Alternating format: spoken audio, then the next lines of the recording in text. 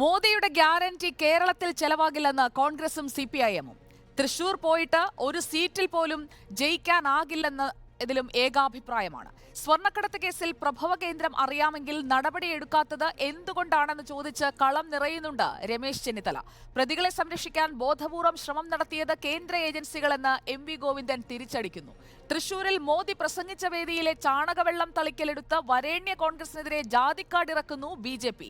ലോക്സഭാ തെരഞ്ഞെടുപ്പിന് കേരളത്തിലെ കളത്തിൽ ചൂടേറ്റി നരേന്ദ്രമോദി തന്നെ ഇറങ്ങിയതോടെ വാദപ്രതിവാദ പൂരക്കാഴ്ചയ്ക്കൊടുവിൽ കേരളം ഏറ്റെടുക്കുന്നത് ആരുടെ ഗ്യാരണ്ടിയായിരിക്കും?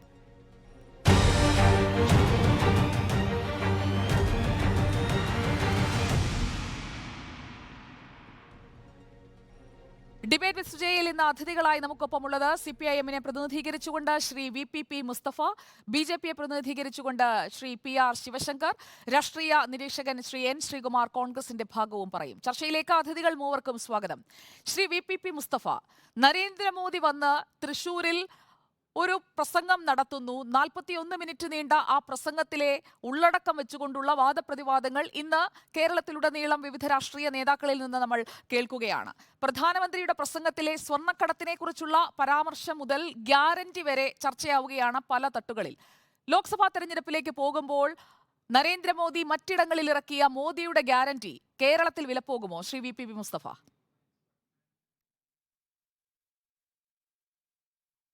ഇപ്പോ കേരളത്തിൽ മറ്റ് സജീവമായ രാഷ്ട്രീയ വിഷയങ്ങളൊന്നുമില്ല.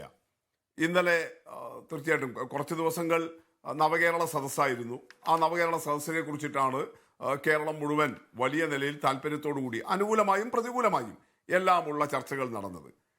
ഇന്ത്യയുടെ പ്രധാനമന്ത്രി അത് ആരായിരുന്നാലും അദ്ദേഹം വന്ന് കേരളത്തിൽ ഒരു പ്രസംഗം നടത്തിയാൽ സ്വാഭാവികമായിട്ടും അതിനകത്തെ ഉള്ളടക്കങ്ങൾ വിവാദമായി തീർന്നാൽ ചർച്ച നടക്കുമല്ലോ. ആ ചർച്ച 2-3 ദിവസം, സുജയ്ക്കൊക്കെ അറിയാമല്ലോ കേരളത്തിലെ ചാനൽ ചർച്ചകളുടെ വിഷയങ്ങളുടെ ആയുസ് എത്ര ദിവസമാണ്, എത്ര മണിക്കൂറാണ് എന്നുള്ളത്. അടുത്തൊരു വിഷയം കിട്ടിയാൽ ഇത് പോകും. അതിനപ്പുറത്ത് എന്തെങ്കിലും ഒരു ആയുസ് പ്രധാനമന്ത്രിയുടെ ഈ പ്രസംഗത്തിനുണ്ടാകില്ല. തെരഞ്ഞെടുപ്പിന് ഇനിയും മാസങ്ങൾ കിടക്കുന്നു. ആ സമയത്ത് ഇതൊന്നും ആയിരിക്കില്ല, പ്രധാനമന്ത്രിയുടെ ഈ പ്രസംഗമേ ആയിരിക്കില്ല കേരളത്തിൽ ചർച്ച ചെയ്യാൻ വേണ്ടി പോകുന്നത്. അത് 10 വർഷമായിട്ട് ഭരണം പൂർത്തിയാക്കുന്ന നരേന്ദ്രമോദി സർക്കാരിന്റെ വിചാരണയായിരിക്കും കേരളം നടക്കാൻ പോകുന്നത്. അതുകൊണ്ട് തൽക്കാലം ഇപ്പോ മറ്റ് സജീവമായ രാഷ്ട്രീയ വിഷയങ്ങൾ ഇല്ലാത്തത് കൊണ്ട് ഇന്നലെയും ഇന്നുമായിട്ടൊരു ചർച്ച നടക്കുന്നു. അടുത്ത മണിക്കൂറിൽ പുതിയ വിഷയം വരുമ്പോൾ വഴിമാറിപ്പോകുന്ന ഒരു വിഷയം മാത്രമായിട്ടേ ശ്രീ നരേന്ദ്രമോദിയുടെ പ്രസംഗം കേരളത്തിൽ ഉണ്ടാവുകയുള്ളൂ. അതിനപ്പുറത്ത് എന്തെങ്കിലും ഒരു സ്വാധീനം, ഒരു എഫക്റ്റ് അതിനുണ്ടാക്കാൻ കഴിയില്ല എന്നുള്ളത് കഴിഞ്ഞ കാല അനുഭവങ്ങൾ നമ്മുടെ മുന്നിലുള്ളതാണ്. കാരണം പ്രധാനമന്ത്രിയുടെ പ്രസംഗം അങ്ങനെ വലിയ നിലയിൽ ഇന്ത്യയിലാകെ സ്വീകരിക്കപ്പെടുകയോ എല്ലായിടത്തും അതൊരു വോട്ടായി മാറുകയോ ചെയ്യുന്നില്ല എന്നുള്ളത് നമ്മുടെ മുന്നിൽ ഏറ്റവും ഒടുവിൽ നടന്ന സംസ്ഥാന നിയമസഭാ തെരഞ്ഞെടുപ്പ് തന്നെയുണ്ടല്ലോ. 5 നിയമസഭകളിലേക്ക് തെരഞ്ഞെടുപ്പ് നടന്നു. ആ 5ഇടത്തും പ്രധാനമന്ത്രി വലിയ നിലയിൽ ക്യാമ്പയിൻ നടത്തി. അതിലാകെ 3 സംസ്ഥാനങ്ങളിലെ കാര്യമായിട്ടെന്ന് പറഞ്ഞാൽ ഭരണത്തിൽ വരാൻ വേണ്ടി കഴിഞ്ഞിട്ടുള്ളൂ. അവിടെ പോലും സൂക്ഷ്മമായ പരിശോധനകൾ നടത്തിയാൽ പ്രധാനമന്ത്രി പോയ എല്ലാ മണ്ഡലവും ജയിച്ചോ, പ്രധാനമന്ത്രി പോയ എല്ലാ കേന്ദ്രങ്ങളിലും ജയിച്ചോ എന്നുള്ള ചോദ്യം വേറെ. പക്ഷെ തെലങ്കാനയിൽ ഏറ്റവും കൂടുതൽ റാലികൾ അദ്ദേഹം നടത്തിയ ഒരു സംസ്ഥാനമാണത്. പ്രധാനമന്ത്രി ഒറ്റയ്ക്കല്ല, അമിത്ഷായും കൂടി. എന്തായാലും ദക്ഷിണേന്ത്യയിൽ കർണാടക കൂടി കൈവിട്ട സ്ഥിതിക്ക് ദക്ഷിണേന്ത്യയിൽ ലോക്സഭാ തെരഞ്ഞെടുപ്പിന് മുമ്പ് ബി.ജെ.പിയുടെ ഒരു നിറസാന്നിധ്യം ഉറപ്പാക്കണം എന്നുള്ളത് കൊണ്ട് ഇപ്പോഴൊന്നുമല്ല, ഒരു വർഷം മുമ്പ് പ്ലാൻ ചെയ്ത് അവിടെ ബി.ജെ.പി കേന്ദ്രീകരിച്ച് വലിയ നിലയിലുള്ള ഇടപെടലുകളും പ്രചരണവും നടത്തി. പ്രധാനമന്ത്രി നേരിട്ട് ഏതാണ്ട് 30ഓളം തെരഞ്ഞെടുപ്പ് റാലികൾ നടത്തി. പക്ഷേ തെലങ്കാനയിലെ ജനത മോഡിയുടെ ഗ്യാരണ്ടിയെ സ്വീകരിച്ചില്ല. മോഡി ഗ്യാരണ്ടിയെ അവർ ഉപേക്ഷിക്കുകയാണ് ചെയ്തത്. അതിനൊരു വർഷം മുമ്പാണല്ലോ കർണാടകത്തിൽ ഇതേപോലെ മോഡി ഗ്യാരണ്ടി കാർഡും കൊണ്ട് ഇറങ്ങിയത്. അന്നും കർണാടകത്തിലെ തെരഞ്ഞെടുപ്പായിരുന്നിട്ട് പോലും പ്രധാനമന്ത്രി നടത്തിയ പല പ്രസംഗങ്ങളിലും കേരളത്തെ പോലും എത്രത്തോളം ആക്ഷേപിച്ചു എന്ന് നമുക്കറിയാമല്ലോ. ദ കേരള സ്റ്റോറി പോലെയുള്ള ഒരു വൃത്തികെട്ട സിനിമയെ പോലും പ്രധാനമന്ത്രിയാണ് കോട്ട് ചെയ്തത്. എന്നിട്ട് അതെന്തോ ഗംഭീരമാണ്, നിങ്ങളുടെ അയൽപക്കത്തുള്ള കേരളം തീവ്രവാദികളുടെ നാടാണെന്നൊക്കെ പറഞ്ഞിട്ട് പ്രധാനമന്ത്രിയാണ് പ്രസംഗിച്ചത്. പക്ഷെ ആ കർണാടകം എങ്ങനെയാണ് നരേന്ദ്രമോദിയെ നിരാകരിച്ചതെന്നും അദ്ദേഹത്തിന്റെ ഗ്യാരണ്ടിക്ക് ഒരു വിലയും കർണാടകത്തിലെ ജനത കൊടുത്തില്ല എന്നുള്ളതും നമ്മൾ കണ്ടതാണ്. ഇപ്പൊ സൗത്ത് ഇന്ത്യ ഏതാണ്ട് പൂർണ്ണമായിട്ടും BJP ഇല്ലാതായല്ലോ. ആകെ ഗോവയിലും അതുപോലെ പോണ്ടിച്ചേരിയിൽ അട്ടിമറിയിലൂടെ അവിടുത്തെ പിന്നെ ജയിച്ചു വന്ന MLA-മാരെ അട്ടിമറിച്ചും നേടിയ 2 ചെറിയ സംസ്ഥാനത്തെ ഭരണമല്ലാതെ വേറെ ഒന്നുമില്ലല്ലോ. അപ്പൊ അതുകൊണ്ട് നരേന്ദ്രമോദിയുടെ ഗ്യാരണ്ടി, ആ വാഗ്ദാനം എന്തെങ്കിലും ഒരു പ്രഭാവം കേരളത്തിൽ ഇവിടെ ഒന്നും സാധിക്കാത്തത്, BJPക്ക് രാഷ്ട്രീയമായി വലിയ ബഹുജന പിന്തുണയുള്ള നേരത്തെ BJP ഭരിച്ച കർണാടകത്തിലോ അതുപോലെ തന്നെ തെലങ്കാനയിലോ ഒന്നും സാധിക്കാത്തത് ഒട്ടുമേ കേരളത്തിൽ സാധിക്കില്ല. കാര്യമായിട്ടൊരു വോട്ട് ഷെയർ BJPക്ക് ഇല്ലാത്ത കേരളത്തിൽ സാധിക്കില്ല എന്നുള്ളത് നല്ലതുപോലെ നമുക്ക് ബോധ്യപ്പെടുന്ന വസ്തുതയാണ്. അതുകൊണ്ട് മോഡിയുടെ പ്രസംഗം വെച്ച് എന്തെങ്കിലും വലിയ ഇളക്കമുണ്ടാക്കാം, തെരഞ്ഞെടുപ്പിലാകെ മോഡിയുടെ ഈ തൃശൂർ റാലിയാണ് വരാൻ പോകുന്നത് എന്നത് ഒരു പിന്നെ സ്വപ്നം മാത്രമാണ്. ഞാൻ നേരത്തെ പറഞ്ഞതുപോലെ നിങ്ങൾ തന്നെ എത്ര മണിക്കൂർ കൂടി ഇത് കൊണ്ടു നടക്കും എന്നതേ ഇനി കാണാനുള്ളൂ. Okay, Shri PR Sivasankar, Shri VPP മുസ്തഫയ്ക്കുള്ള ഒരു മറുപടിയിലേക്ക് നമുക്ക് ആദ്യഘട്ടത്തിൽ തന്നെ പോകാം. കാരണം നേർക്ക് നേർ വരുന്ന ഒരു കാഴ്ചയാണ് കേരളത്തിൽ നമ്മൾ കാണുന്നത്. ഇന്ന് CPM-ന്റെ നേതാക്കളുടെയൊക്കെ പ്രതികരണങ്ങൾ ആ രീതിയിലായിരിക്കും. താങ്കളും ശ്രദ്ധിച്ചിട്ടുണ്ടാകുമല്ലോ. നരേന്ദ്രമോദിയുടെ ഗ്യാരണ്ടിക്ക് നൈമിഷികമായ ആയുസ് മാത്രമേ ഉള്ളൂ എന്നതാണ് ഒന്നാമത്തെ ചോദ്യം. കാരണം VPP മുസ്തഫ കാര്യങ്ങൾ സൂചിപ്പിക്കുന്നു, 1-2 ദിവസം ചർച്ചയായി ഇതങ്ങ് കെട്ടടങ്ങുമെന്ന്. പക്ഷേ ഇന്നലെ പ്രസംഗിച്ചപ്പോൾ മുതൽ ഇന്ന് നേതാക്കളെല്ലാം എടുത്തുപിടിച്ചിരിക്കുന്നത് ആ പ്രസംഗത്തിലെ കണ്ടന്റിനുള്ള ഉള്ളടക്കത്തിനുള്ള മറുപടിയാണ് എന്നത് ഒരു ഭാഗത്ത് നിൽക്കുന്നു. സെമി ഫൈനലിൽ 3 ജയിച്ചു, പക്ഷേ തെലങ്കാനയിൽ എന്തെങ്കിലും അത്ഭുതം കാട്ടാൻ കഴിഞ്ഞോ എന്ന ചോദ്യം അവിടെ ആവർത്തിക്കുന്നു. കർണാടക ഓർമ്മിപ്പിക്കുന്നു. ഇതിനൊക്കെയുള്ള ഒരു മറുപടി എന്താണ്? ഇതൊക്കെ കണ്ടുകൊണ്ട് കർണാടകം പോലെയാണ് കേരളം, അല്ലെങ്കിൽ കർണാടകത്തിൽ എടുക്കാൻ കഴിഞ്ഞ ഒരു മുന്നേറ്റം പോലും കേരളത്തിൽ കൊണ്ടുവരാൻ കഴിയില്ല എന്ന ഒരു യാഥാർത്ഥ്യം മുന്നിൽ ഉണ്ടോ? അതോ BJPക്ക് വലിയ അത്ഭുതങ്ങൾ മോദിയുടെ ഗ്യാരണ്ടിയിലൂടെ ഇവിടെ പ്രവർത്തിക്കാൻ കഴിയുമോ? ശ്രീ PR ശിവശങ്കർ.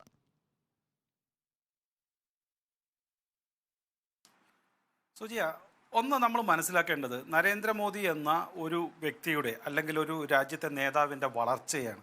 2014 നരേന്ദ്രമോദി കേരളത്തിലേക്കും അതേപോലെ ഈ രാജ്യത്തിൻ്റെ ജനങ്ങളെ അഭിസംബോധന ചെയ്യുമ്പോൾ അദ്ദേഹം ഒരു BJPയുടെ നേതാവായിരുന്നു, അല്ലെങ്കിൽ ഗുജറാത്തിൻ്റെ മുഖ്യമന്ത്രി മാത്രമായിരുന്നു. അത് 2019 അദ്ദേഹം രണ്ടാമത്തെ തിരഞ്ഞെടുപ്പിൽ നേരിടപ്പോൾ അദ്ദേഹം രാജ്യത്തിൻ്റെ നേതാവായിരുന്നു. ആ പ്രധാനമന്ത്രിയായിട്ടാണ് ഈ ഇന്ത്യയിലും കേരളത്തിലും ജനങ്ങളെ അഭിസംബോധന ചെയ്തതും ജനങ്ങളുടെ മുന്നിൽ വെച്ചതും.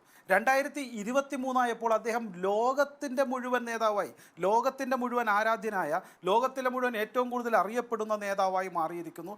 അത്രയ്ക്ക് തലയെടുപ്പുള്ള, തലപ്പൊക്കമുള്ള ഒരു നേതാവ്, അതിൻ്റെ അടുത്തെങ്ങുമുള്ളൊരു നേതാവ് നിർഭാഗ്യവശാൽ CPM-ൻ്റെ കാര്യം പറയുന്നില്ല, കോൺഗ്രസ്സിന് പോലും ഇല്ല എന്നുള്ളത് സത്യമാണ്. അതെല്ലാവർക്കും അറിയുന്നതാണ്. അത്രയേറെ തലപ്പൊക്കമുള്ള ഒരു നേതാവില്ല. ശശി തരൂർ വരെ പറഞ്ഞ കാര്യങ്ങളാണ്, നമ്മളത് കേട്ടതാണ്. അപ്പോൾ ഒരു സൈന്യാധിപനില്ലാതെ ഒരു സൈന്യത്തെ നയിക്കേണ്ടി വരുന്ന ഗതികേട് അത് കോൺഗ്രസ്സിനുണ്ട്.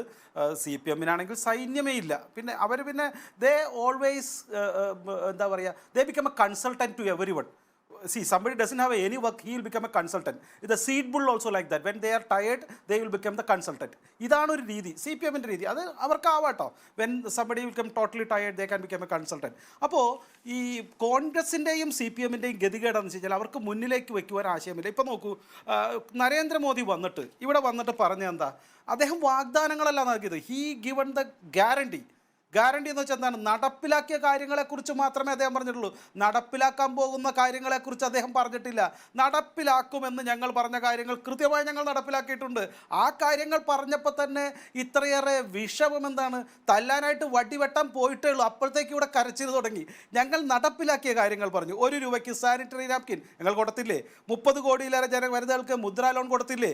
ഞങ്ങൾ സൈനിക സ്കൂളിൽ പെൺകുട്ടികൾക്ക് സംവരണം നൽകിയില്ലേ? തെരുവ് കച്ചവടക്കാർക്ക് സ്ത്രീകൾക്ക് സഹായം നൽകിയില്ലേ?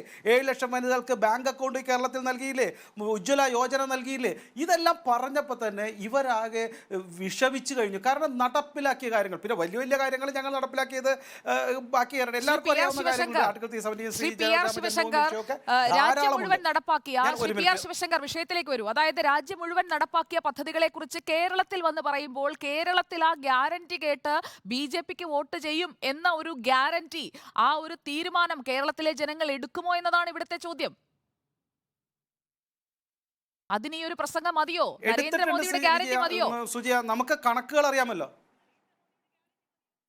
തീർച്ചയായും അല്ല, അതും വേണം ഞങ്ങളുടെ ഗ്യാരണ്ടി. ഇവിടെ നമുക്ക് നോക്കൂ, ഇപ്പം അതിന് എത്രയോ നാളുകളായിട്ട് 2014 തൃശ്ശൂരിലെ മാത്രം കണക്കുകൾ എടുക്കൂ. തൃശ്ശൂരിൽ 11.5% ആയിരുന്നു 2014 KP ശ്രീശൻ മത്സരിക്കുമ്പോൾ. സുരേഷ് ഗോപി അത് 28.23% അതിനുശേഷം 2021 31 അപ്പോഴൊക്കെ കോൺഗ്രസിനും BJP വ്യത്യാസം 3% ഉള്ളൂ. എപ്പോഴാണ് CPM ഒരു ഇതിലേക്ക് കവർ ചെയ്യാൻ പറ്റിയിരിക്കുന്നത്? CN ജയേന്ദ്രൻ 42% 2014 38% കുറയുക ചെയ്തത്. അപ്പോൾ CPM ഒക്കെ എപ്പോഴും കുറയ്ക്കുമ്പോൾ തൃശ്ശൂർ അടക്കമുള്ള പല മണ്ഡലങ്ങളിലും BJP നിരന്തരമായി ഉയർത്തുകയാണ് ചെയ്തിട്ടുള്ളത്. അപ്പോൾ ഇതെല്ലാം അവർക്ക് കാണാം. അപ്പം നരേന്ദ്രമോദി ഒരു ക്യാമ്പയിൻ നടത്തുമ്പോൾ അത് വെറുതെ ഒരു വർത്തമാനമല്ല. It's not a brand promotion. അദ്ദേഹത്തിൻ്റെ ഹൃദയത്തിൽ നിന്ന് അദ്ദേഹത്തിൻ്റെ പതിറ്റാണ്ടുകളായി ജീവിച്ച അദ്ദേഹത്തിൻ്റെ മുന്നോട്ട് വെച്ച ആദർശങ്ങളുടെ ഏറ്റവും നല്ല വാക്കുകളായിട്ടാണ് ജനങ്ങൾ അതിനെ കണക്കാക്കുന്നത്. അദ്ദേഹം ഇന്ത്യ ടുഡേൻ്റെ ഇൻ്റർവ്യൂവിൽ പറഞ്ഞതുപോലെ it is not a guarantee, it is word from my heart. ജനങ്ങളുടെ മുൻപിൽ നടപ്പിലാക്കിയ കാര്യങ്ങൾ അദ്ദേഹം ഗ്യാരണ്ടി ആയിട്ട് മുന്നോട്ട് വയ്ക്കുന്നു. അദ്ദേഹം അടുത്ത 10 വർഷം നടത്താൻ പോകുന്ന കാര്യങ്ങൾ വെക്കാൻ പോകുന്നേ ഉള്ളൂ. അപ്പോഴേക്കും ഒരു വിരണ്ട് കഴിഞ്ഞു. അപ്പോഴാണ് ഈ CPM പറയുന്നത് ഞങ്ങൾക്ക് ഈ പറയുന്ന കാര്യത്തിലൊന്നും വിശ്വാസമില്ല, ഈ കാര്യങ്ങളിലൊന്നും വിലയില്ല. പിന്നെ ഞാൻ തിരിച്ചെത്താം ശ്രീ PR ശിവശങ്കർ. ഇവിടെ നരേന്ദ്രമോദിയെ കുറിച്ച് പറയുമ്പോൾ ശ്രീ PR ശിവശങ്കർ അടുത്ത ഘട്ടത്തിൽ ഞാൻ എത്താം. അടുത്ത ഘട്ടത്തിൽ വരാം. ഒരു മിനിറ്റ് സൂര്യ. അല്ല സൂര്യ, കർണാടകയിലെ കാര്യം അദ്ദേഹം ചോദിച്ചല്ലോ. കർണാടകയിൽ CPM വോട്ട് പെർസെൻറ്റേജ് എത്രയാ? BJPക്ക് എത്രയാ? 36.35. വിജയിച്ച കോൺഗ്രസിന് എത്രയാ? 38.14%. There is only 2% difference. സമ്മതിച്ചു, ഞങ്ങൾ തോറ്റു. പക്ഷേ നരേന്ദ്രമോദിയുടെ വാക്കുകൾ കേൾക്കാൻ അവിടെ 36% ആളുകളുണ്ട്. എന്നിട്ട് CPM പറയാണ് BJPയുടെ വാക്കുകൾ കേൾക്കാൻ, നരേന്ദ്രമോദിയുടെ വാക്കുകൾ കേൾക്കാൻ. ഇത് ആരെയാണ് ഈ കണക്കുകൾ പഠിപ്പിക്കുന്നത്? ഇത് ജനങ്ങൾക്കറിയാം. വിദ്യാഭ്യാസമുള്ള ജനങ്ങളാണ്. നിങ്ങളുടെ കാര്യങ്ങളൊക്കെ ജനങ്ങൾക്ക് മനസ്സിലായതുകൊണ്ട് നരേന്ദ്രമോദിയുടെ വാക്കുകൾക്ക് വിലയുണ്ട് എന്ന് മാത്രമാണ് ഞാൻ പറയുന്നത്. ഓക്കെ, ശ്രീ N ശ്രീകുമാർ, ഇവിടെ സ്വർണ്ണക്കടത്തിനെ കുറിച്ച് പറയുമ്പോൾ ഇന്ന് പ്രതിപക്ഷ നേതാവ് VD സതീശൻ പറഞ്ഞ ഒരു കാര്യമുണ്ട്. അതിലെ BJP CPIM ബന്ധത്തെക്കുറിച്ചാണ് ഇന്ന് VD സതീശൻ പറഞ്ഞത്. BJPക്ക് ഒരു സീറ്റ് പോലും ലഭിക്കില്ല എന്ന് VD സതീശൻ പറയുന്നുണ്ട്. പക്ഷേ ഒരു കടന്നാക്രമണം അവിടെ കാണുന്നില്ല.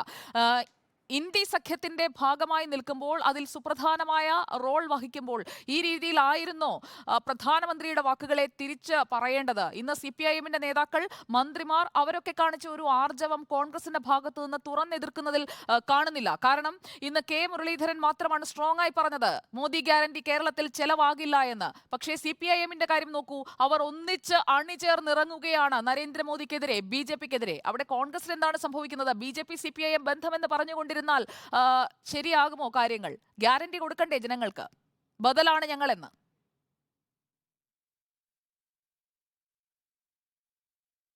ശ്രീമതി സുജയ, പ്രധാനമന്ത്രി വന്നൊരു പ്രസംഗം നടത്തുമ്പോൾ ആ പ്രസംഗത്തിൻ്റെ ഒരു അനുരണനം നാട്ടിലുണ്ടാകും.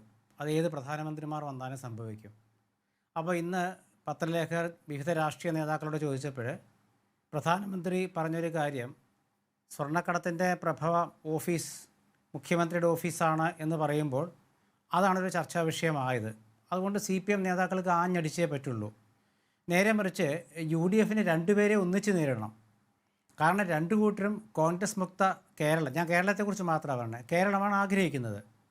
BJP ആഗ്രഹിക്കുന്നത് ഇവിടെ നിന്നും കോൺഗ്രസ് MPമാർ ആരും വരാൻ പാടില്ല. CPM ആഗ്രഹിക്കുന്നതും ഇവിടെ നിന്നും കോൺഗ്രസ് MPമാർ ആരും വരാൻ പാടില്ല. അപ്പോൾ രണ്ടു കൂട്ടരെയും കോൺഗ്രസിൻ്റെ ഇവിടുത്തെ മുഖ്യ ശത്രുക്കളാണ്. നേരെ മറിച്ച് CPMൻ്റെ മുഖ്യ ശത്രു ഇവിടെ കോൺഗ്രസ് ആണ്, BJP അല്ല. അവരിന്ന് പറയാൻ കാരണം മുഖ്യമന്ത്രിയുടെ ഓഫീസിനെ കുറിച്ച് പ്രധാനമന്ത്രി പറഞ്ഞതുകൊണ്ടാണ്. അതല്ലാതെ UDF പറഞ്ഞ എന്താണ് തെറ്റുള്ളത്? ശ്രീ MV ഗോവിന്ദൻ മാഷ് വളരെ പ്രസക്തമായൊരു ചോദ്യം ഉന്നയിച്ചു. അങ്ങനെയാണെങ്കിൽ എന്തുകൊണ്ട് പ്രധാനമന്ത്രിയുടെ ഓഫീസ് പിടിക്കുന്നില്ല എന്ന് ചോദിച്ചു. അത് MV ഗോവിന്ദൻ മാഷാണ് ചോദിച്ചത്, മുഖ്യമന്ത്രി അല്ല ചോദിച്ചത്. MV ഗോവിന്ദൻ മാഷാണ് ചോദിച്ചത്. മുഖ്യമന്ത്രിയുടെ ഓഫീസിനെ കുറിച്ച് പറയുമ്പോൾ മുഖ്യമന്ത്രി പ്രതികരിക്കുമെന്നാണ് നമ്മൾ സാധാരണക്കാരൊക്കെ വിചാരിച്ചത്. പക്ഷേ മുഖ്യമന്ത്രി പ്രതികരിച്ചിട്ടില്ല എന്നാണ് ഞാൻ അറിഞ്ഞത്. പകരം പാർട്ടി സെക്രട്ടറിയാണ് പ്രതികരിച്ചത്. അദ്ദേഹം പറഞ്ഞു പാർട്ടി സെക്രട്ടറി പ്രതികരിച്ചു. Shri N Sreekumar, party secretary പറഞ്ഞത് കള്ളക്കടത്തിന്റെ ഓഫീസ് പ്രധാനമന്ത്രിയുടെ ഓഫീസാണെന്ന്. മന്ത്രി P രാജീവ് പറഞ്ഞത് സ്വർണ്ണക്കടത്ത് കേസുമായി ബന്ധപ്പെട്ട ആരോപണം 5-6 വർഷമായി കേന്ദ്ര ഏജൻസികൾ അന്വേഷിക്കുകയല്ലേ എന്ന ചോദ്യം. അതുപോലെ തന്നെ മന്ത്രി VN വാസവൻ പ്രധാനമന്ത്രിയുടെ പ്രസ്താവനയ്ക്ക് ഇന്ന് മറുപടി പറയുന്നു. മന്ത്രി K രാജൻ പറയുന്നു. അങ്ങനെ തുടരെ മറുപടികൾ അവർ നിറയ്ക്കുകയാണ്. അതായത് ഒരു വിഷയം ചർച്ചയാകുമ്പോൾ ഏറ്റവും ആക്റ്റീവായി നിൽക്കുകയാണ് ഇടതുപക്ഷം. ലോക്സഭാ തെരഞ്ഞെടുപ്പിലേക്ക് ഇനി അധിക ദൂരമില്ല. ഭാരത് ന്യായ യാത്രയുടെ പേര് ഭാരത് ജോഡോ ന്യായ് യാത്രയായി മാറ്റുന്നതിനൊപ്പം തന്നെ പ്രധാനമന്ത്രി പറയുന്ന കാര്യങ്ങൾക്ക് കൃത്യമായ ഒരു ബദലൊരുക്കാൻ കോൺഗ്രസിന് കഴിയാതെ പോകുന്നത് എന്തുകൊണ്ടാണ്? KPCC പ്രസിഡന്റ് ഓൺലൈനായി കാര്യങ്ങൾ നിയന്ത്രിക്കുന്നുണ്ട്, പക്ഷേ പ്രതികരണങ്ങൾ അതും വേണ്ട സമയത്ത് എന്തുകൊണ്ട് ഉണ്ടാകുന്നില്ല കോൺഗ്രസിൽ നിന്ന്? സുജയ, ഇതിൽ UDF ഒരു കക്ഷിയല്ലല്ലോ. പ്രധാനമന്ത്രി ആകപ്പാടെ പറഞ്ഞത് രണ്ട് മുന്നണികളും ജനങ്ങളെ വഞ്ചിക്കുന്നു എന്നാണ്. ഇവിടെ മുഖ്യമന്ത്രിയെക്കുറിച്ചും ഇടതുമുന്നണിയെക്കുറിച്ചും പ്രധാനമന്ത്രി വിമർശിക്കുമ്പോൾ അവർ മറുപടി പറയണം. അതിലെന്താ തർക്കമുള്ളത്? അതിൽ മുഖ്യമന്ത്രി മറുപടി പറഞ്ഞില്ലെന്ന് ഞാൻ പറഞ്ഞല്ലോ. CPI സെക്രട്ടറി നല്ലൊരു മറുപടി പറഞ്ഞിട്ടുണ്ട്. അതിന് BJP ആണ് മറുപടി കൊടുക്കേണ്ടത്, അതിനോട് പ്രതികരിക്കേണ്ടത്. MV ഗോവിന്ദ മാസ്റ്ററുടെ പ്രതികരണം വളരെ നല്ല രീതിയിലുള്ള ഒരു പ്രതികരണം ഞാൻ കേട്ടു. അതിന് BJP മറുപടി കൊടുക്കണം. UDF-നെ സംബന്ധിച്ചിടത്തോളം BJP-യും മറുപടി കൊടുക്കണമല്ലോ. ശ്രീ N ശ്രീകുമാർ UDF-നെ കുറിച്ച് പറഞ്ഞല്ലോ.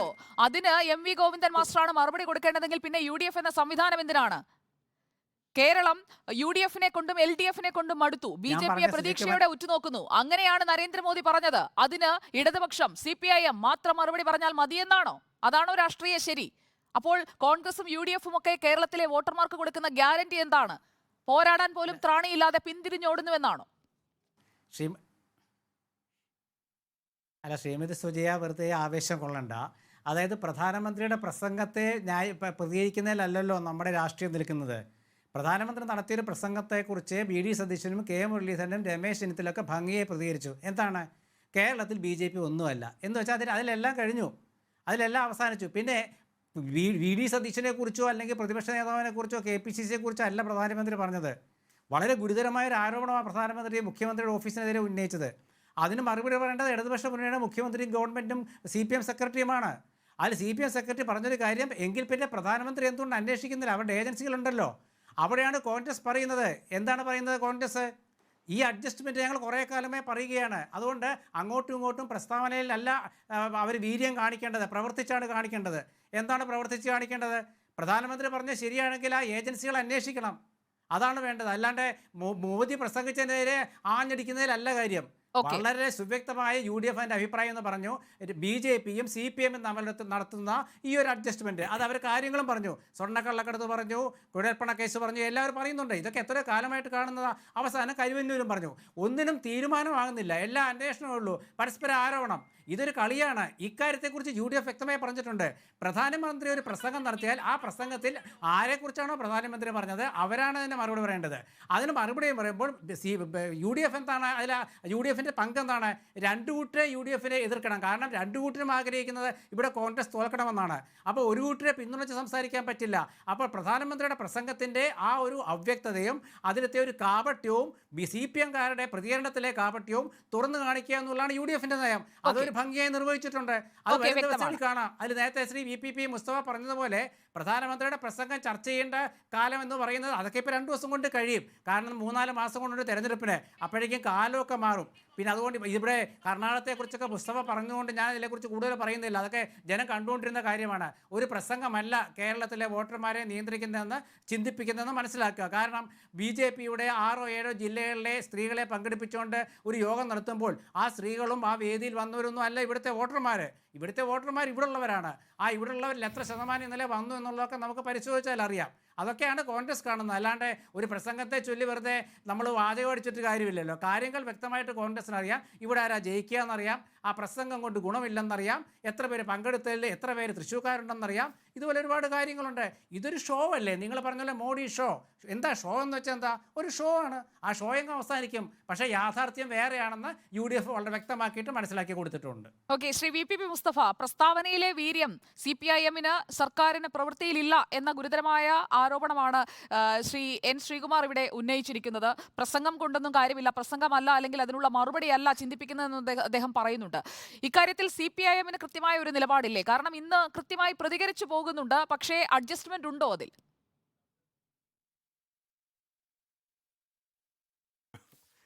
അത് ഈ CPM-ഉം BJP-യും തമ്മിൽ അഡ്ജസ്റ്റ്മെന്റ് ആണ് എന്നൊക്കെയുള്ളത് അങ്ങേയറ്റത്തെ ഭാവനാവിലാസത്തിലുള്ള ഒരു ആരോപണം മാത്രമാണ്. യാഥാർത്ഥ്യത്തിന്റെ 4 അയൽപക്കത്ത് പോലും അത് പോകില്ല എന്നുള്ളത് കേരള രാഷ്ട്രീയത്തെ നന്നായി അറിയുന്ന മുതിർന്ന മാധ്യമ പ്രവർത്തകൻ കൂടിയായിട്ടുള്ള ശ്രീകുമാറിന് അറിയാലോ. ആരാണ് കേരളത്തിൽ തെരഞ്ഞെടുപ്പുകളിൽ പോലും പരസ്പരം വോട്ട് കച്ചവടവും സീറ്റ് ധാരണയും എല്ലാം ഉണ്ടാക്കിയത്? അത് എഴുതി വെക്കപ്പെട്ട പുസ്തകങ്ങളും ചരിത്രരേഖകളും ഏതൊക്കെയാണ് എന്നത് കൃത്യമായിട്ടുണ്ടല്ലോ. ഞാൻ അതൊക്കെ വീണ്ടും ആവർത്തിക്കേണ്ടതുണ്ടോ? താങ്കളെ പോലെ തന്നെ പത്രപ്രവർത്തകനായിരുന്നല്ലോ ശ്രീ കുഞ്ഞിക്കണ്ണൻ.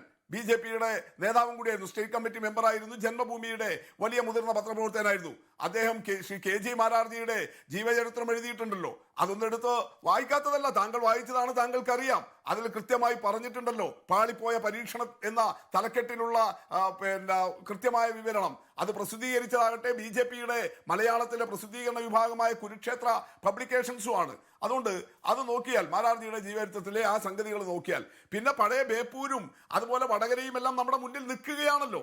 മാധവൻകുട്ടിയുടെയും അതുപോലെ അഡ്വക്കേറ്റ് രത്നസിംഗിന്റെയും എല്ലാം സ്ഥാനാർത്ഥിത്വവും അവിടെ ഒരു മണ്ഡലത്തിൽ BJPക്കും മറ്റൊരു മണ്ഡലത്തിൽ UDFനും സ്ഥാനാർത്ഥിയില്ലാതെ പോയതും അവിടെ പൊതുസ്ഥാനാർത്ഥികൾ LDFനെതിരെ വന്നതുമെല്ലാം നമ്മുടെ മുന്നിലെ അതെല്ലാം ചരിത്രത്തിലുണ്ട്. അതുകൊണ്ട് അതെല്ലാം ചരിത്രത്തിലുണ്ട്. പക്ഷെ വർത്തമാനത്തിലുള്ള അങ്ങയുടെ മറുപടി കൂടി വേണം. എന്തുകൊണ്ട് പാർട്ടി സെക്രട്ടറി പറഞ്ഞു, പാർട്ടി സെക്രട്ടറി മിണ്ടി, മുഖ്യമന്ത്രി മിണ്ടിയില്ല. സാധാരണ മുഖ്യമന്ത്രിയുടെ ഓഫീസിനെ കുറിച്ച് ആര് പറഞ്ഞാലും ഉടൻ പ്രതികരിക്കും. മുസ്തഫ, നമ്മൾ പറഞ്ഞുകൊണ്ടിരുന്നത് സ്വർണ്ണക്കടത്തിനെ കുറിച്ചാണ്. അക്കാര്യത്തിൽ ഇന്ന് പാർട്ടി സെക്രട്ടറി കൃത്യമായ മറുപടി പറഞ്ഞു. പക്ഷേ മുഖ്യമന്ത്രിയുടെ മറുപടി എവിടെ എന്ന് പ്രതിപക്ഷം, പ്രത്യേകിച്ചും കോൺഗ്രസ് ചോദിക്കുന്നുണ്ട്. ഇക്കാര്യത്തിൽ സ്വർണ്ണക്കടത്ത് നടന്ന ഓഫീസ് അറിഞ്ഞിട്ടും ഏജൻസികൾ എന്തുകൊണ്ട് അവിടെ റെയ്ഡ് നടന്നില്ല? പ്രഭവ കേന്ദ്രം ഏതാണ് എന്ന് അറിയാമെങ്കിൽ പ്രധാനമന്ത്രി നടപടിയെടുക്കാത്തത് എന്തുകൊണ്ട്? ഇത് രണ്ടാണ് പ്രധാനമായി ഇന്ന് ഉയർന്ന രമേശ് ചെന്നിത്തലയിൽ നിന്നും VD സതീശനിൽ നിന്നുമുള്ള ചോദ്യങ്ങൾ. ഇതിനുള്ള മറുപടി എന്താണ്?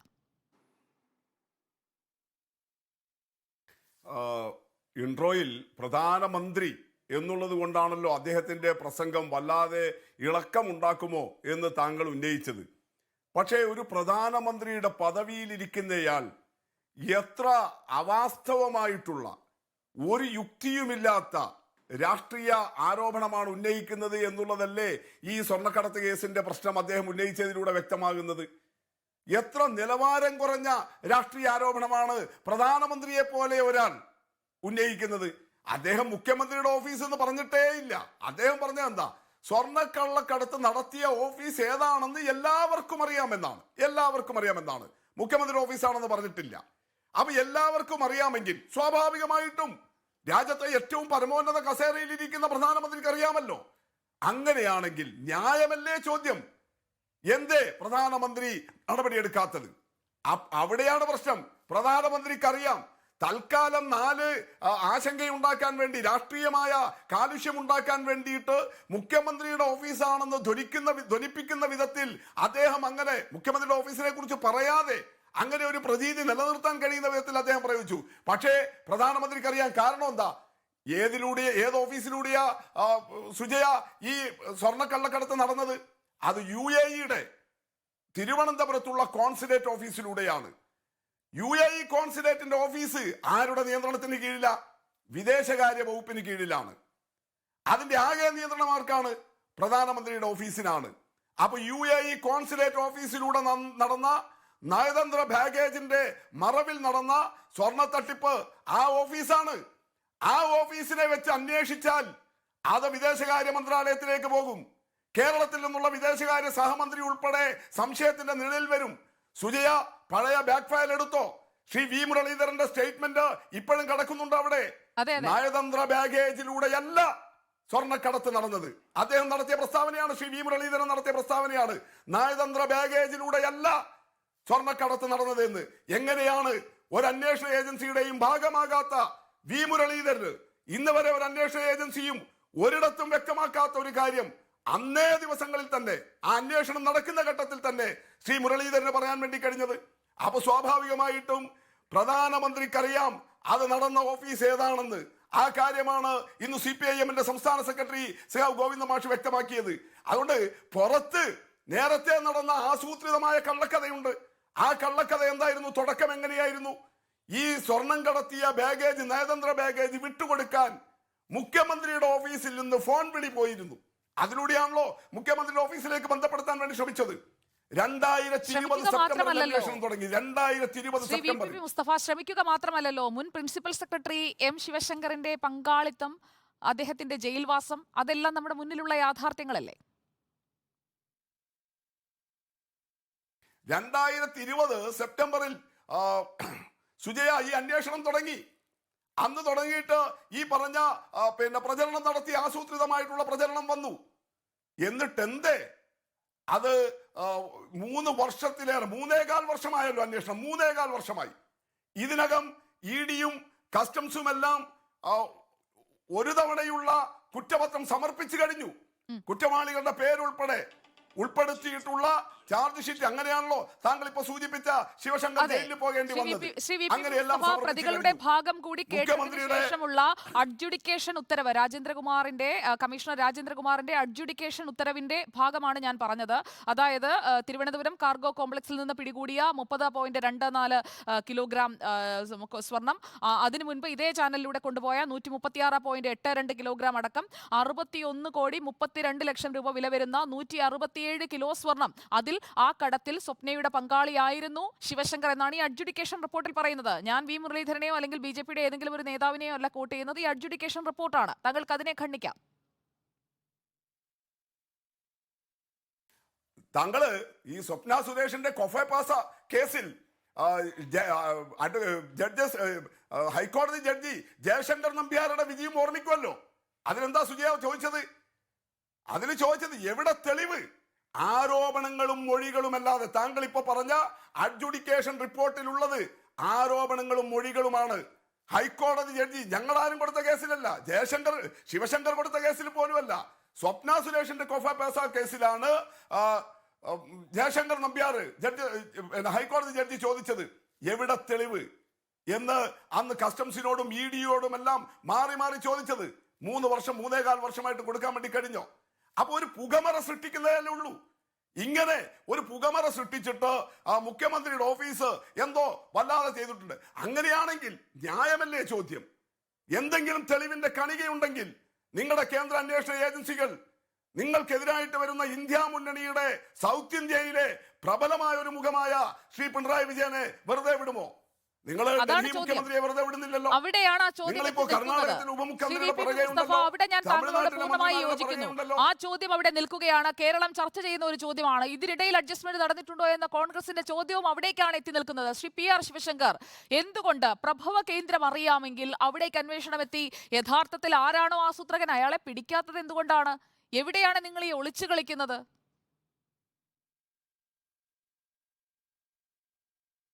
സുജിയ, നമ്മൾ ഈ ചർച്ചയുടെ ഇടയ്ക്ക് 2 പ്രധാന കാര്യങ്ങൾ സംഭവിക്കുന്നുണ്ട് ഇന്നത്തെ ദിവസം. ഒന്ന്, ഈ വിദേശ രാജ്യങ്ങളുടെയൊക്കെ ഓഫീസുകൾ അല്ലെങ്കിൽ ഇവിടുത്തെ എംബസി കേന്ദ്രത്തിൻ്റെ കീഴിലാണ് എന്നുള്ള പുതിയ അറിവ് എനിക്ക് കിട്ടി. അതിൻ്റെ മുഴുവൻ നിയന്ത്രണവും സാക്ഷാൽ വി മുരളീധരനാണ് എന്നുള്ളത്. അതായത് എംബസിയിലേക്കൊക്കെ എന്ത് ചെയ്യണം എന്നുള്ളത് വി മുരളീധരൻ നിശ്ചയിക്കും. ഇവ ക്യൂബയുടെയും ചൈനയുടെയും കൂടി വി മുരളീധരനാണോ നിശ്ചയിക്കണമെന്ന് എനിക്കറിയില്ല. ഇനി അതും കൂടി VP പുസ്തകം പറഞ്ഞു കളയരുത്. 2, ഇപ്പോൾ നോക്കൂ, അവസാനം അദ്ദേഹം പറഞ്ഞത് സ്വപ്നയുടെ കാര്യത്തിൽ ജഡ്ജി ജയശങ്കർ നമ്പ്യാർ അദ്ദേഹം പറയുന്ന കാര്യങ്ങൾ വക്കാലത്ത് എടുത്തുകൊണ്ട് CPMൻ്റെ ഒരു വക്താവ് പറയുകയാണ്, സ്വപ്നക്കെതിരെ ഒരു തെളിവുമില്ല, സ്വപ്നയെ സ്വതന്ത്രയായി വിടണം, കൊഫപേസ പ്രകാരം ഒരു തെളിവില്ല, കേന്ദ്ര ഏജൻസി സ്വപ്നയെ ബുദ്ധിമുട്ടിക്കുകയാണ്. ചുരുക്കി പറഞ്ഞാൽ സ്വപ്ന അവരുടെ ആളാണെന്നല്ല ഇപ്പോൾ പറഞ്ഞു തന്നെ. അവരാണ് രക്ഷിച്ചതൊക്കെ വേറെ കാര്യം. സ്വപ്നയ്ക്ക് ജോലി കൊടുത്തതാരാണെന്നൊക്കെ അറിയാം. ഇതിൽ കൂടെ രാഷ്ട്രീയമായിട്ട് നിങ്ങളെല്ലാവരും കൂടെ വളരെ സീരിയസ് ആയിട്ടൊരു കാര്യം, നമ്മുടെ സാക്ഷാൽ ശ്രീ ഗോവിന്ദൻ സാറിൻ്റെ പത്രസമ്മേളനം അതിൻ്റെ റിപ്പോർട്ട് വായിക്കണം. ദേശാഭിമാനിയുടെ റിപ്പോർട്ട് കണ്ടോ? ഞാൻ ജന്മഭൂമിയുടെ കൂടെ അല്ല വായിക്കണേ. നരേന്ദ്രമോദിയുടെ പ്രസംഗം കൗതുകകരമാണ്, കളവാണ് പറയുന്നത്. കള്ളക്കടത്ത് പിടിക്കേണ്ടത് പ്രധാനമന്ത്രിയുടെ ഓഫീസാണ്. പിന്നീട് എന്താണ് കള്ളക്കടത്ത് പിടിക്കാത്തത്? പ്രതികളെ സംരക്ഷിക്കാൻ ബോധപൂർവം ശ്രമം നടത്തിയത് കേന്ദ്ര ഏജൻസികളാണെന്നും സ്വതന്ത്ര ചാനൽ വഴിയുള്ള സ്വർണ്ണക്കടത്ത് സൂചിപ്പിച്ചുകൊണ്ട് ശ്രീ MV ഗോവിന്ദൻ പറഞ്ഞു. അപ്പോൾ ശ്രീ MV ഗോവിന്ദൻ പറയാതെ പറയുന്നത് 2 കാര്യങ്ങളാണ്. ഒന്ന്, ഈ പിടിച്ച പ്രതിയല്ല യഥാർത്ഥ പ്രതി, ഇനിയും പിടിക്കാനുണ്ട്. ആരാണ് പിടിക്കേണ്ടത്? അത് മനസ്സിലാക്കണമെങ്കിൽ അദ്ദേഹം അതിന് മുൻപ് നടത്തിയ ഒരു പ്രസ്താവന വായിക്കണം. എങ്ങനെയും പണമുണ്ടാക്കി എന്തും നേടാമെന്ന് തീരുമാനിച്ചുകൊണ്ട് പാർട്ടിയിൽ ചിലർ കടന്നു കയറിയിട്ടുണ്ട്. ആ വ്യാമോഹം വേണ്ട. അത് ആരോടാ പറയണേ? എങ്ങനെയും പണമുണ്ടാക്കി എന്തും പിടിച്ചെടുക്കാമെന്ന് അദ്ദേഹത്തിന് പോലും നിയന്ത്രിക്കാൻ പറ്റാത്ത, അദ്ദേഹത്തിൻ്റെ താഴെയാണെങ്കിൽ പാർട്ടിയിലാണെങ്കിൽ അദ്ദേഹത്തിന് പിരിച്ചുവിടായിരുന്നല്ലോ, അദ്ദേഹത്തിന് അത് പറ്റുന്നില്ല. അപ്പോൾ ആരായിരിക്കും അത്? കൂട്ടി വായിച്ചാൽ മനസ്സിലാക്കുന്നത് തൻ്റെ ഒരു മുഖ്യമന്ത്രി വ്യാമോഹം ഈ പിണറായി വിജയനെ അറസ്റ്റ് ചെയ്താൽ അടുത്ത മുഖ്യമന്ത്രി താനാണ് എന്ന് പറയാതെ പറയുകയാണെന്നാണ് ഞാൻ മനസ്സിലാക്കുന്നത്. തൻ്റെ ആഗ്രഹം, അതായത് മുഖ്യമന്ത്രി എങ്ങനെയെങ്കിലും ഈ നരേന്ദ്രമോദി ഒന്ന് വെല്ലുവിളിച്ചു, അതുകൊണ്ടാണ് മുഖ്യമന്ത്രി പറയാത്തത്. ആ കേസുകൾ എങ്ങോട്ടാണ് പോകുന്നത്, ചർച്ചകൾ എങ്ങോട്ടാണ് പോകുന്നതെന്ന് കൃത്യമായിട്ടറിയാം. അന്വേഷണം വീണ്ടും നടപ്പിലാക്കി എങ്ങോട്ടാണ് പോകണമെന്നറിയാം. വെല്ലുവിളിച്ചുകൊണ്ട് എങ്ങനെയെങ്കിലും ഈ മുഖ്യമന്ത്രിയെ അകത്താക്കി കഴിഞ്ഞാൽ തൻ്റെ മുഖ്യമന്ത്രി സ്ഥാനം പിടിച്ചടക്കാമെന്നുള്ള ഒരു ഒരു വ്യാമോഹമാണ് ഇതിൽ നിന്ന് ഞാൻ മനസ്സിലാക്കുന്നത്. ഇതാണ് രാഷ്ട്രീയമായി കൃത്യമായ അടവ്, ഇതാണ് സൂചിപ്പിക്കുന്നത്. അപ്പോൾ അതുകൊണ്ടാണ് പറയുന്നത് കേന്ദ്രം പരാജയമാണ്, അറസ്റ്റ് ചെയ്യണം. ഈ ശ്രീ എം ശിവശങ്കർ മാത്രമല്ല കുറ്റവാളി എന്ന് സൂചിപ്പിക്കുന്നത് അതാണ്. പിന്നെ അദ്ദേഹം ഒരു കാര്യം കൂടെ പറഞ്ഞോട്ടെ അതിൻ്റെ കൂടെ. ഈ കുറച്ച് നാൾ മുമ്പ് അമിത്ഷാജി പിണറായിയുടെ മണ്ഡലത്തിൽ കൂടെ യാത്ര ചെയ്തിട്ട് എന്തായി? ഏതായാലും മണ്ഡലത്തിൽ കൂടെ യാത്ര ചെയ്തിട്ട് DCCയുടെ സെക്രട്ടറി അദ്ദേഹത്തിനെതിരെ മത്സരിച്ച രഘുനാഥ് ഏതായാലും BJP ചേർന്നു. ഞാൻ ചോദിക്കട്ടെ, തിരിച്ച് അമിത്ഷായുടെ മണ്ഡലത്തിൽ പോയിട്ട് ഒരു കൊടി ഉയർത്താൻ 10 സമ്മേളനവും നടത്തണ്ട, അതിനുള്ള ആളെ കിട്ടൂല. ഒരു ഏരിയ കമ്മിറ്റി പോയി ഒരു കൊടി ഉയർത്താൻ സാക്ഷാൽ പിണറായി വിജയനോ അല്ലെങ്കിൽ ഗോവിന്ദൻ സാറോ വിചാരിച്ചാൽ നടക്കുമോ?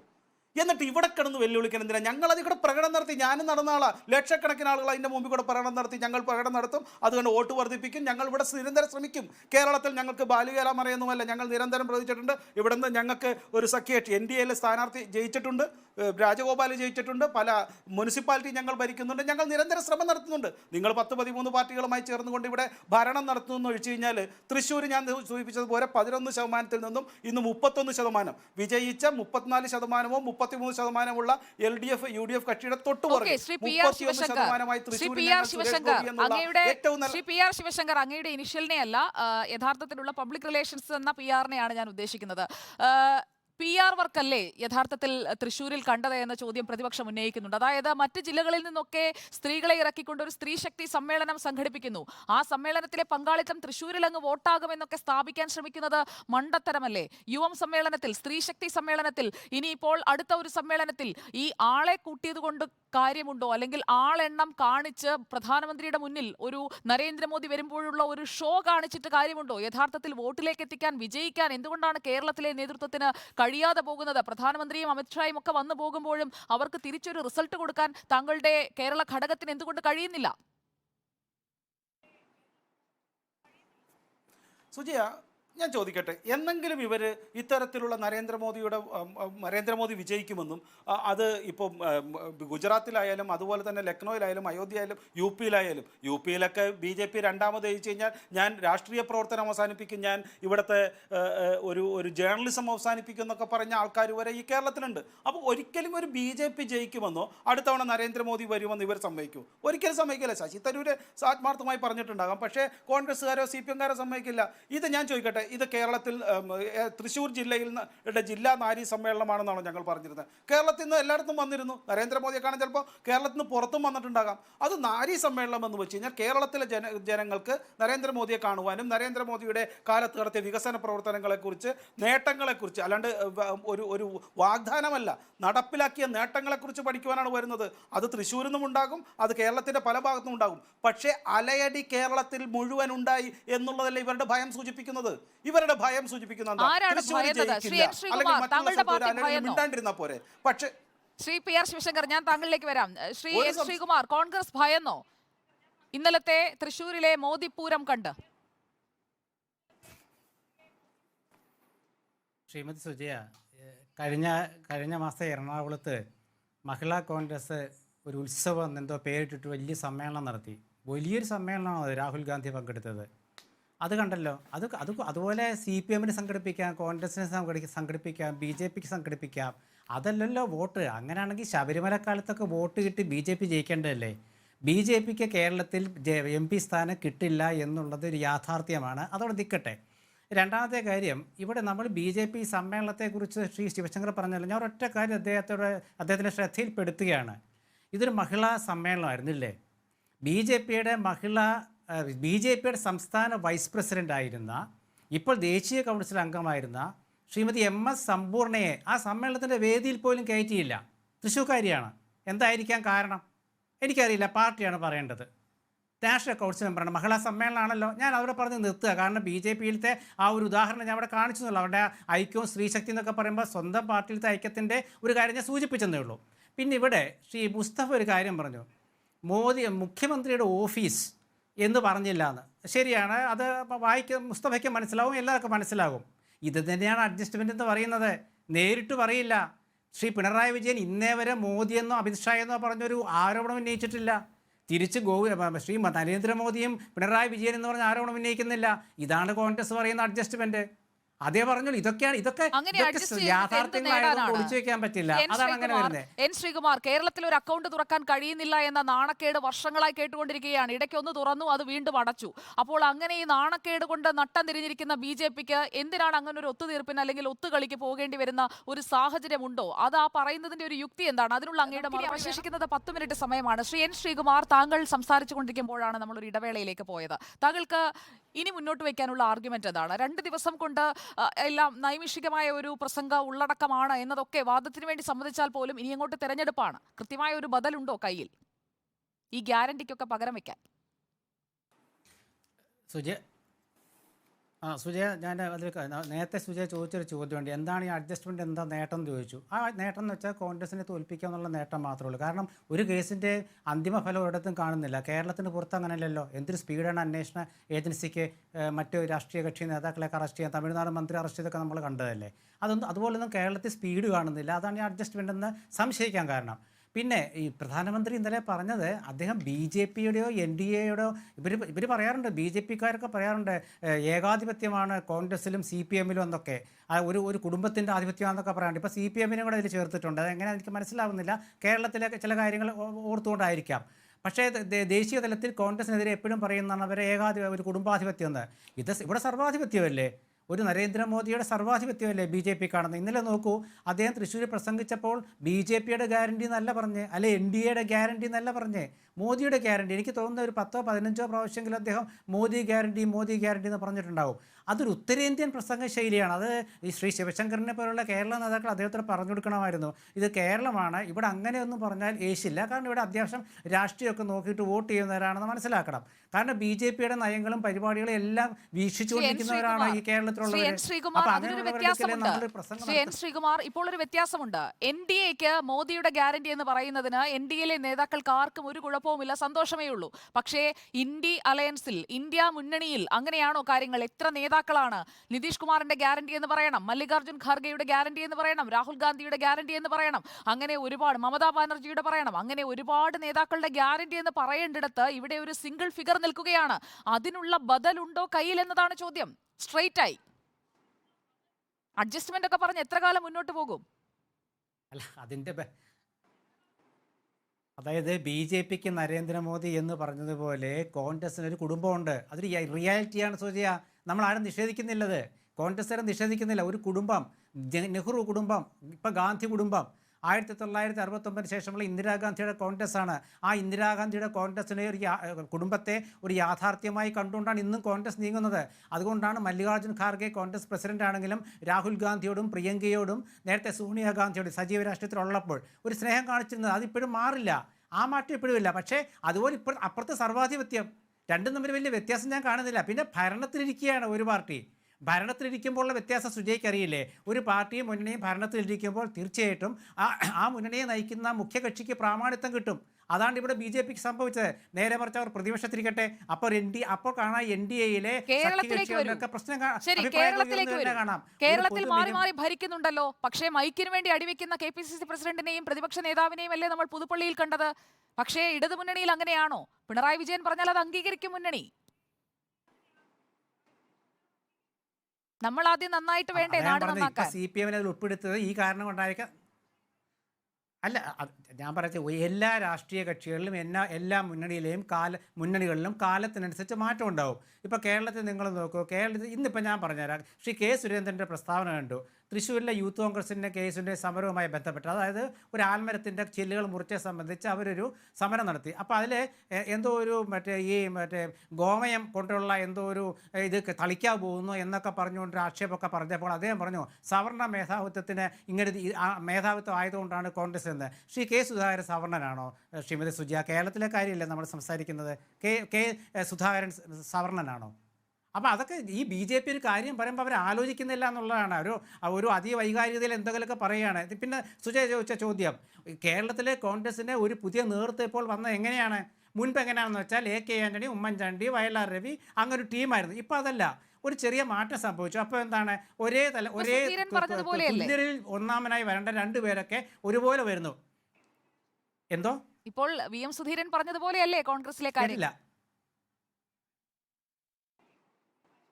അല്ല, ശ്രീ വി എം സുധീരൻ പറഞ്ഞ കാര്യം എന്താണ്? വി എം സുധീരൻ എന്ന് പറഞ്ഞാൽ ചില സീനിയർ നേതാക്കൾക്ക് ഒരു ഘട്ടത്തിൽ അവരുടെ അഭിപ്രായം തുറന്നു പറയാനുള്ള ഒരു സാഹചര്യം വരും. അത് എല്ലാ പാർട്ടിയിലും ഉണ്ട്. CPM-ലെ ജി സുധാകരൻ പറഞ്ഞാൽ നിങ്ങൾ എന്താ എടുത്തു കാണിക്കാത്ത എന്താ? അദ്ദേഹം സുധീരനെ പോലെ തന്നെ ആ പാർട്ടിയിൽ ഉന്നതനായ നേതാവല്ലേ? ആ സംശയമൊന്നും ഇല്ലാത്ത കാര്യമല്ലേ? അത് എല്ലാ പാർട്ടികളിലും സംഭവിക്കുമ്പോൾ BJP-യിലെ ശ്രീമതി ശോഭാ സുരേന്ദ്രൻ ഇടക്കാലത്ത് പറഞ്ഞ അഭിപ്രായങ്ങൾ എന്താണ്? അതൊക്കെ ഓരോരുത്തരുടെ അഭിപ്രായങ്ങൾ അങ്ങനെ മാറി മാറി വരും. അതൊക്കെ ഒരു പാർട്ടിയുമായി ബന്ധമുള്ളതല്ല. പക്ഷേ കേരളത്തിൽ ഇപ്പോഴത്തെ കോൺഗ്രസ് നേതൃത്വത്തിൽ വ്യത്യാസമുള്ളത് തുല്യരായ 2 നേതാക്കൾ 2 സ്ഥാനത്ത് വന്നു എന്നുള്ളതാണ്. അത് ഫലപ്രദമായി ഉപയോഗിക്കുക എന്നുള്ളതാണ് കോൺഗ്രസിൻ്റെ ലക്ഷ്യം. അങ്ങനെ വരുമ്പോൾ ചില അഭിപ്രായ ഭിന്നതയൊക്കെ ഉണ്ടാവും, ഇല്ലെന്ന് പറയുന്നില്ല. ആ അഭിപ്രായ ഭിന്നത ഉള്ള സമയത്ത് തന്നെയാണ് ഇപ്പോൾ UDF-ന് നല്ല കാലം എന്ന് എതിരാളികൾ പോലും പറയുന്നത്. അതുകൊണ്ടാണല്ലോ നവകേരള സദസ്സിൻ്റെ പരിസമാപ്തി വന്നപ്പോൾ മാധ്യമങ്ങളൊക്കെ പറഞ്ഞത് മേൽക്കൈ ഉണ്ടാക്കിയത് കോൺഗ്രസും UDF-ഉമാണെന്ന്. അതൊക്കെ വ്യക്തമല്ലേ? അത് എല്ലാ വിഷയങ്ങളും അറിയാമല്ലോ. മേൽക്കൈ ഉണ്ടാക്കിയതെന്നല്ല, തല്ലുകൊണ്ടത്. വിചാരണ സദസ് എവിടെ എത്തി നിന്നു, അതിനെക്കുറിച്ച് മാധ്യമങ്ങൾ വിലയിരുത്തി. മാധ്യമങ്ങൾ അങ്ങനെ വിലയിരുത്തി എന്ന് പറഞ്ഞ് മാധ്യമങ്ങളുടെ തലയിലിടരുത്. നവകേരള സദസ്സിന്റെ സംഘാടനം എങ്ങനെ നടന്നു, അതിനുള്ളിൽ ഉണ്ടായ അനഭിലഷണീയ പ്രവണതകൾ എന്തൊക്കെയായിരുന്നു എന്നതാണ് മാധ്യമങ്ങൾ ചർച്ച ചെയ്തത്. അല്ലാതെ നവകേരള സദസ്സിന്റെ നേട്ടം UDF-നാണ് എന്നതല്ല മാധ്യമങ്ങൾ ചർച്ച ചെയ്തതെന്നാണ് ഞാൻ മനസ്സിലാക്കുന്നത്. ഞാൻ ശ്രീ VPP മുസ്തഫയിലേക്ക് പോവുകയാണ്. ശ്രീ VPP മുസ്തഫ, നമ്മുടെ ചർച്ചയുടെ അവസാന മിനിറ്റിലേക്ക് എത്തുകയാണ്. കേരളത്തിന് നരേന്ദ്രമോദിയുടെ ഗ്യാരണ്ടി എന്ന ഒറ്റ ടാഗ് ലൈനിൽ കേരളം പിടിക്കാനാണ് BJP ലക്ഷ്യമിടുന്നത് എന്നത് ഈ ഗ്യാരണ്ടി തുടരുമെന്ന സുരേന്ദ്രന്റെ പ്രസ്താവനയോടെ വ്യക്തമാണ്. പക്ഷേ ആ ഗ്യാരണ്ടിയൊക്കെ വിലപ്പോകുമോ? കോൺഗ്രസിന് കൃത്യമായ ഒരു ബദൽ ഉണ്ടോ, അല്ലെങ്കിൽ അത് എന്താണ് എന്ന് പറഞ്ഞ് ഫലിപ്പിക്കാൻ ഇതുവരെ ശ്രീ N ശ്രീകുമാറിന് ഈ ചർച്ചയിൽ കഴിഞ്ഞിട്ടില്ല. ഒരുപക്ഷെ വരും ദിവസങ്ങളിൽ K സുധാകരന്റെ കേരളത്തിലേക്കുള്ള വരവിന് ശേഷമൊക്കെ, അല്ലെങ്കിൽ സമരാഗ്നി ജ്വലിപ്പിക്കുമ്പോൾ അവർ പറയുമായിരിക്കും. ഇടതുപക്ഷത്തിന്റെ ഗ്യാരണ്ടി എന്താണ് കേരളത്തിലെ ജനങ്ങൾക്ക് ഈ ലോക്സഭാ തെരഞ്ഞെടുപ്പിന് മുന്നോടിയായി? 10 വർഷമായി അധികാരത്തിലിരുന്ന് പരാജയപ്പെട്ടു പോയ ഒരു വിശ്വഗുരുവിനെ കുറിച്ചിട്ടാണ് ഇടതുപക്ഷം പറയുന്നത്. 50 രൂപയ്ക്ക് പെട്രോളിയം ഉൽപ്പന്നങ്ങൾ നൽകും എന്ന് വാഗ്ദാനം ചെയ്തവർ അതിന്റെ നേരെ ഇരട്ടിയിലേക്കാക്കി മാറ്റി. ഞങ്ങളിതാ ഈ നോട്ട് പിൻവലിക്കലിലൂടെ എല്ലാ കള്ളപ്പണ ഇടപാടുകളും ഈ രാജ്യത്ത് അവസാനിപ്പിക്കുമെന്ന് പറഞ്ഞിട്ട് രാജ്യത്തെ മുഴുവൻ ഇരുട്ടിലാക്കി നിരവധി മനുഷ്യരെ കൊലക്ക് കൊടുത്ത നോട്ട് പിൻവലിക്കൽ ഉൾപ്പെടെയുള്ള ചില ഏർപ്പാടുകൾ കൊണ്ടുവന്നിട്ട് കള്ളപ്പണം വീണ്ടും രാജ്യത്ത് ഇരട്ടിക്കുന്ന അവസ്ഥ വന്നു. അങ്ങനെ വന്നപ്പോൾ ഇപ്പോൾ വീണ്ടും 2000 രൂപയുടെ നോട്ട് പിൻവലിക്കേണ്ടി വന്നു. ഇങ്ങനെയൊക്കെയുള്ള തുക്ലക് പരിഷ്കാരങ്ങളാണ് രാജ്യം കണ്ടത്. രാജ്യത്ത് തൊഴിലില്ലായ്മ വർദ്ധിക്കുന്നു, രാജ്യത്ത് സ്ത്രീകൾക്കെതിരായ പീഡനം വർദ്ധിക്കുന്നു, മണിപ്പൂരിൽ സ്ത്രീകളെ നഗ്നരായി നടത്തുന്നു. അത് തിരിഞ്ഞു നോക്കാൻ ഉലകം ചുറ്റും പാലിവന് നേരമുണ്ടാകുന്നില്ല. ഇങ്ങനെയൊക്കെയുള്ള പ്രശ്നങ്ങൾ. അതേസമയം മറുഭാഗത്ത് വെറും വർഗീയത, സങ്കുചിതമായ മതവികാരം ഉദ്ദീപിപ്പിച്ചിട്ടുള്ള വർഗീയതയിലേക്ക് പോകുന്നു. അങ്ങനെയല്ലേ ഗുജറാത്തിലൊക്കെ ഇപ്പോഴും തുടർഭരണത്തിലുള്ളത്, അല്ലാതെ വികസനത്തിന്റെ ഭാഗമായിട്ടല്ലല്ലോ. BJP വളർന്നു എന്ന് പറയുമ്പോഴും നമ്മൾ കാണേണ്ടത് സുജയ, ഇന്ന് വരെ ഗുജറാത്തിൽ പോലും 50% മേലെ അല്ലെങ്കിൽ പോൾ ചെയ്യുന്ന വോട്ടിന്റെ മഹാഭൂരിപക്ഷവും BJPക്ക് കിട്ടിയിട്ടില്ലല്ലോ. തുടർച്ചയായ ഭരണം വന്നിട്ടും ഇപ്പോഴും 40-50% ഗുജറാത്തിൽ പോലും നിൽക്കുന്നുള്ളൂ BJP. ഇങ്ങനെയെല്ലാം വർഗീയത ഇളക്കിയിട്ട് അങ്ങനെ വർഗീയത ഇളക്കി താൽക്കാലികമായി നേടുന്ന വിജയം വെച്ചിട്ട് കമ്മ്യൂണിസ്റ്റ് പാർട്ടിയെ താരതമ്യം ചെയ്യാൻ വരുന്നത് എന്തോ കമ്മ്യൂണിസ്റ്റുകാർക്ക് സ്വാധീനമില്ല, നിങ്ങളാകെ 2 മൂലയിലല്ലേ ഉള്ളൂ, ഞങ്ങളിതാ ഇങ്ങനെ നിൽക്കുന്നു. നിങ്ങളുടെ ഈ വിജയം എന്ന് പറയുന്നത് ഇതല്ലാതെ നേർക്ക് നേരെ രാഷ്ട്രീയം, ജനാധിപത്യ സംവിധാനം, ഇതൊക്കെ നിങ്ങൾ പാർലമെന്റിനെ പോലും എന്താക്കി? അവിടെ പോലും നിങ്ങൾ രാഷ്ട്രീയം ചർച്ച ചെയ്യാൻ തയ്യാറാകുന്നില്ലല്ലോ. എങ്ങനെയാണ് നിങ്ങൾ കാര്യങ്ങൾ കൊണ്ടുപോകുന്നത് എന്ന് നമ്മുടെ മുന്നിൽ നിൽക്കുന്ന അവസ്ഥയല്ലേ? ഇങ്ങനെ രാജ്യം ഒരു കാര്യം പറയേണ്ടി വരുന്നു. ശ്രീ VPP മുസ്തഫ, 2022 തെരഞ്ഞെടുപ്പിൽ ഗുജറാത്തിൽ 52.52% BJPയുടെ വോട്ട് ഷെയർ. ഗുജറാത്തിൽ 50 കടന്നിട്ടുണ്ട്. മറ്റു ചില സംസ്ഥാനങ്ങളിലും അടുത്തേക്ക് എത്തിയിട്ടുണ്ട്. അല്ല, അതിനുശേഷം എന്താണ് സ്ഥിതി? നിങ്ങൾ ഞാൻ പറഞ്ഞത്, നിങ്ങൾ 25 വർഷം ഭരിച്ചിട്ടും ഇതാണ് അവസ്ഥ. അവിടെ കടുത്ത നിലയിൽ വർഗീയത. പക്ഷെ അതേസമയം നിങ്ങൾ ഇത്തവണ നടന്ന മിസോറാം നോക്കൂ. മിസോറാമിൽ 5% വോട്ടേ ഉള്ളൂ. ഇപ്പുറത്ത് മധ്യപ്രദേശും രാജസ്ഥാനും ജയിച്ചു എന്ന് പറയുമ്പോൾ മിസോറാമിൽ 5% വോട്ടേ ഉള്ളൂ. അവിടെ തോറ്റ കോൺഗ്രസിന് 20% വോട്ടുണ്ട്. ഒരു സീറ്റിൽ ഒതുങ്ങിപ്പോയ കോൺഗ്രസിന് 20% വോട്ടുണ്ട്. അപ്പോ അതുകൊണ്ട് ഈ തെരഞ്ഞെടുപ്പിലെ ജയപരാജയങ്ങൾ നിലനിർത്തിയിട്ട് അതിലെ വോട്ടിംഗ് ശതമാനം നോക്കിയിട്ട് അതാണ് പാർട്ടിയുടെ വളർച്ച എന്ന് പറയരുത്. ഇപ്പോഴും രാജ്യത്തെ കർഷകരുടെ സമരം, രാജ്യത്തെ തൊഴിലാളികളുടെ സമരം, ഇതിലെല്ലാം ഇടതുപക്ഷത്തിന്റെ മുന്നേറ്റം. ഞങ്ങൾക്ക് വലിയ MLA-മാരൊന്നും മഹാരാഷ്ട്രയിലില്ല. പക്ഷേ സുജയെ ഓർമ്മിക്കുമല്ലോ, അവിടെ നടന്ന കിസാൻ ലോങ് മാർച്ച് ചുവന്ന കൊടി പിടിച്ചിട്ടാണ് അവർ നടന്നത്. ഈ BJPയുടെ RSSന്റെ ജന്മഭൂമിയിൽ നാഗ്പൂരിൽ അവിടെയാണ് നടന്നത്. ചുവന്ന കൊടി പിടിച്ചിട്ടാ ആ കർഷകർ തീർച്ചയായും വന്നത്. അതുകൊണ്ട് തീർച്ചയായും കൃത്യമായ ശിവശങ്കറെ സമരങ്ങളിലൂടെ ഈ വോട്ടും ശ്രീ വി പി മുസ്തഫ സമയം MP ഇല്ലാത്തത് കൊണ്ടാണ് ഞാൻ ഇടപെടുന്നത്. കൃത്യമായ സമരമുറകളിലൂടെ കളം നിറഞ്ഞു നിൽക്കുന്ന CPIM ഒരു ഭാഗത്ത്, അതിന് അപ്പുറത്ത് മോദിയുടെ ഗ്യാരണ്ടി എന്ന ഒറ്റ ടാഗ് ലൈനിൽ കേരളം പിടിക്കാൻ കഴിയുമെന്നുള്ളത് കുറച്ച് കടന്ന ഒരു ആത്മവിശ്വാസമല്ലേ ശ്രീ PR ശിവശങ്കർ? മറുപടി 1 മിനിറ്റിൽ വേണേ. Right. See PM Modi is a brand. അത് ഈ തിരഞ്ഞെടുപ്പ് സമയത്ത് ഞങ്ങളത് ഉപയോഗിക്കുന്നു. അതിൽ ഇവർക്ക് ബ്രാൻഡ് ഇല്ലാത്ത കാരണം, പ്രത്യേകിച്ച് ഉപയോഗിക്കാൻ മറ്റൊന്നും ഇല്ലാത്ത കാരണം ഇവർക്കറിയും. കാരണം ഇവർക്ക് രാഹുൽ ഗാന്ധി ഉയർത്തിപ്പിടിച്ചാൽ എന്തായിരിക്കും സംഭവിക്കുക, പിണറായി വിജയനെ ഉയർത്തിപ്പിടിച്ചാൽ എന്താ സംഭവിക്കുക എന്നൊക്കെ അറിയാം. പിന്നെ ഈ പറയുന്ന അദ്ദേഹം പറയുന്നത് പോലെ ഒരു OBC പ്രധാനമന്ത്രി എതിർക്കുവാനായിട്ടാണ് ഇപ്പോൾ ഈ പറയുന്ന കോൺഗ്രസിൻ്റെ ഈ താല്പര്യം. നമുക്കറിയാം കേസരിയൊക്കെ എങ്ങനെയാണ് പൂട്ടിയിട്ടുകൊണ്ട് അവിടെ ഈ താല്പര്യങ്ങൾ സംസാരിച്ചതെന്ന്. പിന്നെ ഈ പറയുന്ന ഈ കേരളത്തിലെ ക്രൈം അഗൈൻസ്റ്റ് വുമൺ 16,999 18,000 ഇദ്ദേഹം ഭരിച്ചിട്ട്. ഇന്ത്യയിലെ രണ്ടാമത്തെ ഏറ്റവും കൂടുതൽ ക്രൈം അഗൈൻസ്റ്റ് വുമൺ ഈ പറയുന്ന കേരളത്തിലാണ്. എന്നിട്ടാണ് പറയുന്നത് BJPക്കെതിരെ പറയുന്നത്. BJPക്കെതിരെ ഇതുവരെ ഇവർക്ക് ഉയർത്തിക്കാട്ടുവാനായിട്ട് അഴിമതിയില്ല, കൃത്യമായ ആരോപണങ്ങളില്ല.